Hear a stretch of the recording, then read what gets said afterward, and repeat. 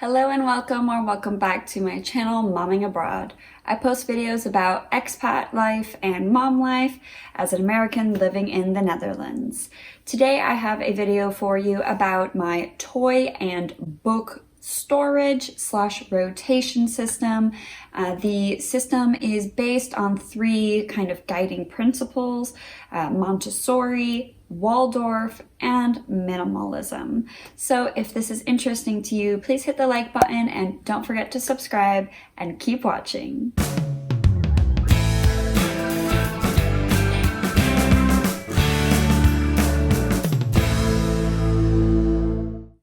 Okay, so one of the things about having kids is that so much stuff comes along with the child. You do not simply add a little human being to your life, but you add all of their very many belongings as well. In recent years, I have become more and more minimalistic, not only out of environmental reasons, not that having fewer things is simply better for the environment. That is one big reason for me personally, but also it is simply better for my mind. When things are less cluttered, it is easier to focus and easier to have structure and calm. And also for many, it is aesthetically pleasing. It looks nicer when there are fewer things out. So for me, the minimalism aspect of how I store my child's toys and books, that is one part of it. But of course, I want the way that my child's belongings are not only stored but also displayed are beneficial for her development. So that's where both the Montessori and Waldorf influences kind of come in. So the ideas that I like to apply from Montessori is that I like the idea, it goes hand in hand with minimalism, that you don't have tons of clutter out. So the idea is that if your child has fewer options, they are more likely to pick out a toy and enjoy it. It is also easier for them to simply work, as they call it in Montessori, which is basically play. Their play is their work. It is easier for them to do this if they have really clear choices of what to play with. If they open a door to a toy closet and it's just completely filled with toys, they're going to have no idea what they want to play with, and it's going to be very overwhelming for them.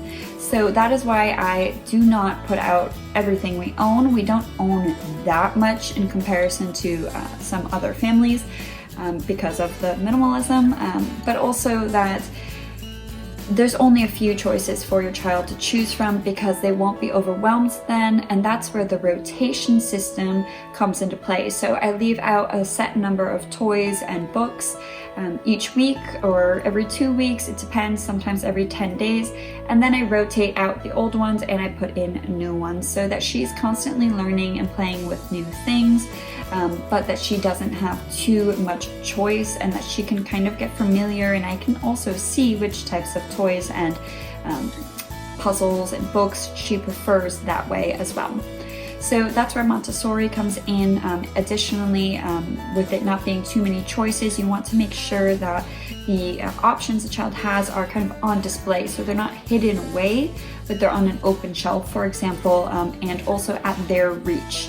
It is very important in Montessori that the children can do things for themselves and be independent, so you shouldn't have to go and get the toy for the child, but that they can go and get it themselves.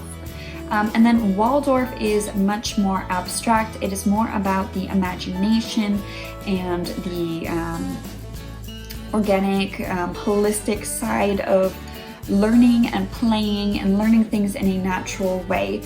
So Montessori also has aspects of this in that neither Montessori or Waldorf support the use of kind of plastic toys. So I do have some plastic, but most plastic that we own was either a gift from a family member or friend, or it's just something that was kind of given to me secondhand and has a useful benefit, and I didn't see the point of changing it out since we already owned it in the first place. So we have a brand that we really love. I'm not sponsored by them in any way. I would love it if they would sponsor me, but the brand's name is Little Dutch. They have pretty sustainable material, and it is natural material that is really good, and also they are quite ethical of a company as well. So I really like supporting them. I love their products and I love the way they work. It's just fantastic. So that is a brand that I recommend for everybody, Little Dutch. So you'll notice that a lot of the products we have are from that brand, and basically any registry that I've ever had, or when friends or family ask me what to get for my daughter, I always give them a list of things from Little Dutch, and that is how we have accumulated so much from Little Dutch. It is probably at least over half of what she owns is from that brand, if not more. But you'll see now in the pictures some of the different aspects of those three things: minimalism, Montessori, and Waldorf. And you will see that we do not have a playroom, but we do have a playpen. That does not mean that that is the only place our daughter can play. She's actually not in there that often now that she's a bit older and she knows not to go on the stairs and whatnot. So she only goes in there if we really are cooking or cannot watch her. Then we will close the door, which has a lock.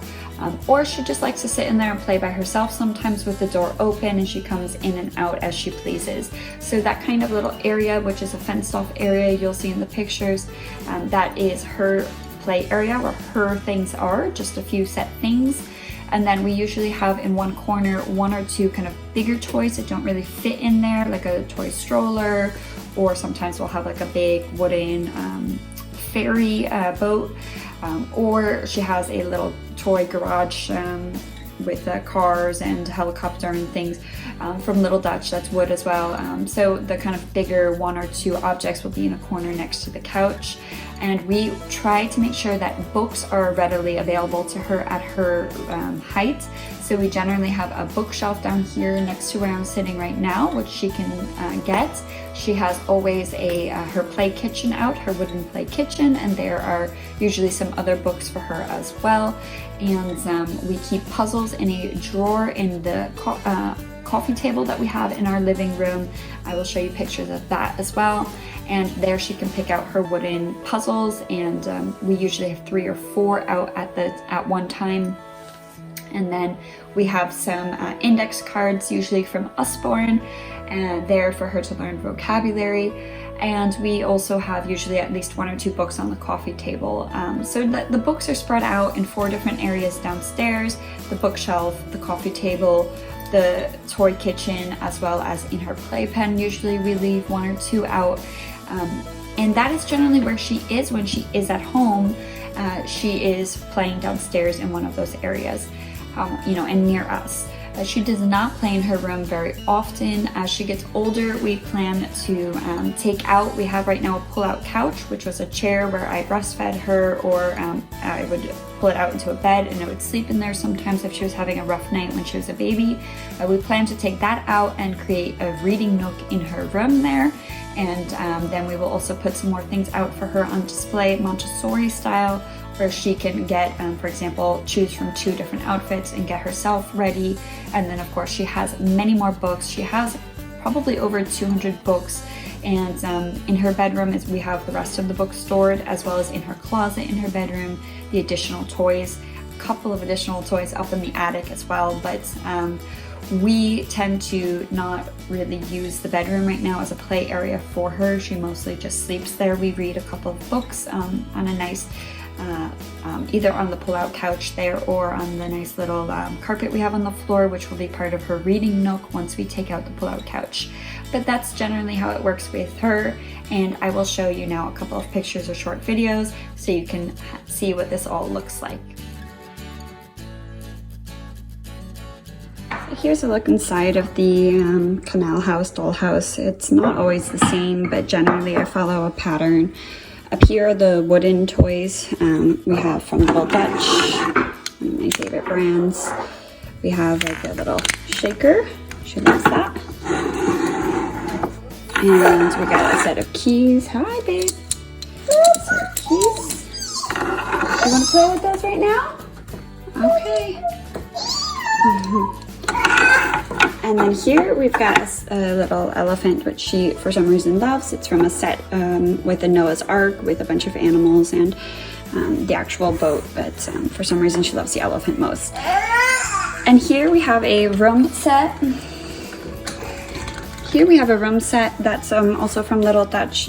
This you will see I have an actual size for the doll. And you'll notice this pattern is always the same. And here is the changing table, which actually has even, the quality is so good. And see, she immediately went for the elephant. You can look in there. And here we have like a mama with kind of Waldorf style. You'll notice it does have some more detail than a lot of the Waldorf.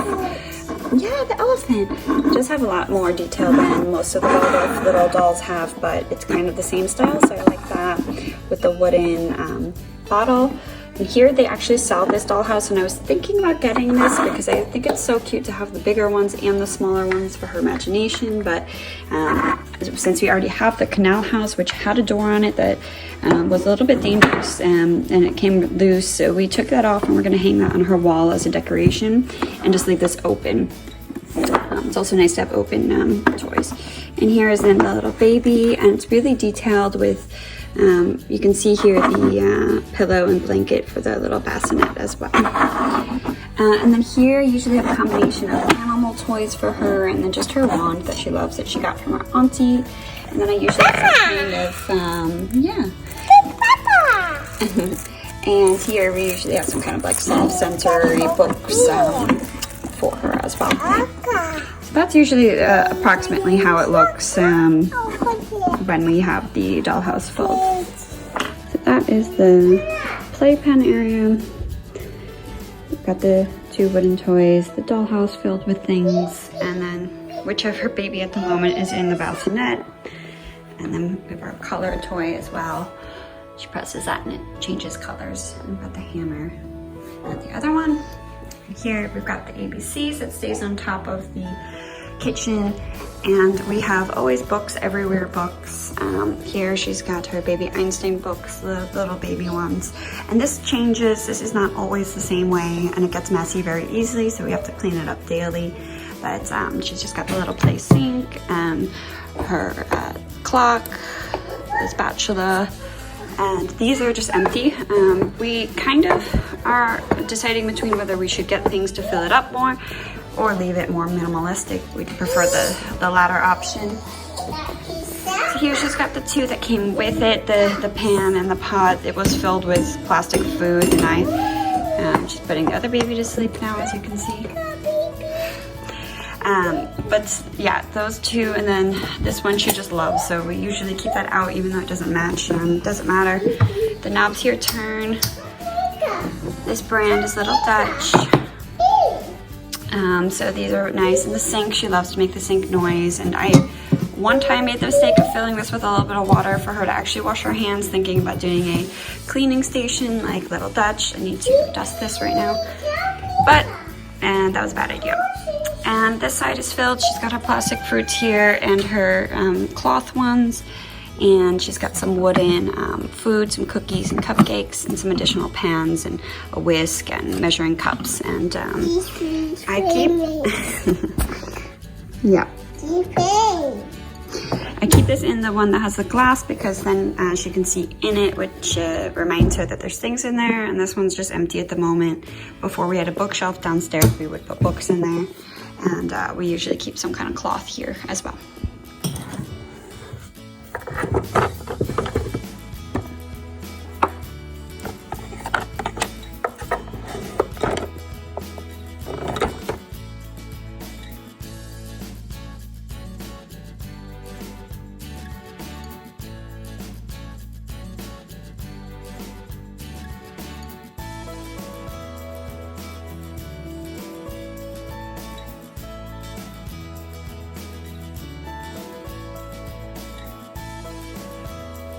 Okay, thank you guys so much. Let me know in the comments below if you have any questions about how this works and how to do the rotation system or Montessori and Waldorf. I would love to hear from you. And if you have any similar videos, please go ahead and link them in the comments so that the viewers can see those as well. If you haven't already, please hit the like and subscribe buttons. That really helps me out. Also, you can check me out on Instagram or my blog on WordPress. I will leave the links in the description box.